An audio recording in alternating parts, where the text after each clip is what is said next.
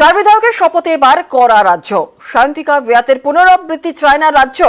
বিধানসভা তরফে দ্রুত শপথের চিঠি পাঠানো হবে রাজ্যপালকে। আর রাজ্যপালের কাছে আইন অনুযায়ী অনুমতির আবেদন করা হবে। অনুমতি না পেলেও আটকে থাকবে না চার বিধায়কের শপথ গ্রহণ। আগামী অধিবেশনেই শপথ করাতে পারবে বিধানসভা।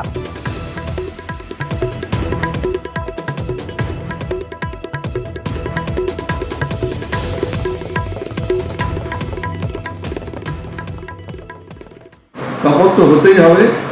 আমাদের পিএ ডিপার্টমেন্ট রাজ্যপালের সঙ্গে যোগাযোগ করছেন, তাদের এটা এদের কর্তব্য এবং রাজ্যপালের কাছে উনি যেটা কনস্টিটিউশনাল কনভেনশন যেটা নিয়ে আগে এত বিতর্ক হয়েছিল সেটাকে ফলো করে যদি স্পিকারের কাছে দেন তাহলে আমরা তো শপথ পাঠ করে দিতে পারি। আর তা নাহলে আমাদের হাউস চললে পরে আমাদের হাউসেই প্রথম ফার্স্ট আইটেম ওথ সেটা আমরা শপথ করে দেবো। আগের বারেও আমরা যেতে পারবো। এটা তো সব জায়গায় হচ্ছে, ভারতবর্ষের সব রাজ্যে হচ্ছে, লোকসভাতে হচ্ছে। মিড টার্ম করে পাস যারা জয়লাভ করে আসবে তাদের শপথ বাক্য স্পিকার পাঠ করেন। দুর্ভাগ্যজনকভাবে আমাদের আগে রাজ্যপাল অন্যরকম চিন্তাভাবনা করেছিলেন। আমার মনে হয় এবার হয়তো অন্যরকম চিন্তাভাবনা করবেন।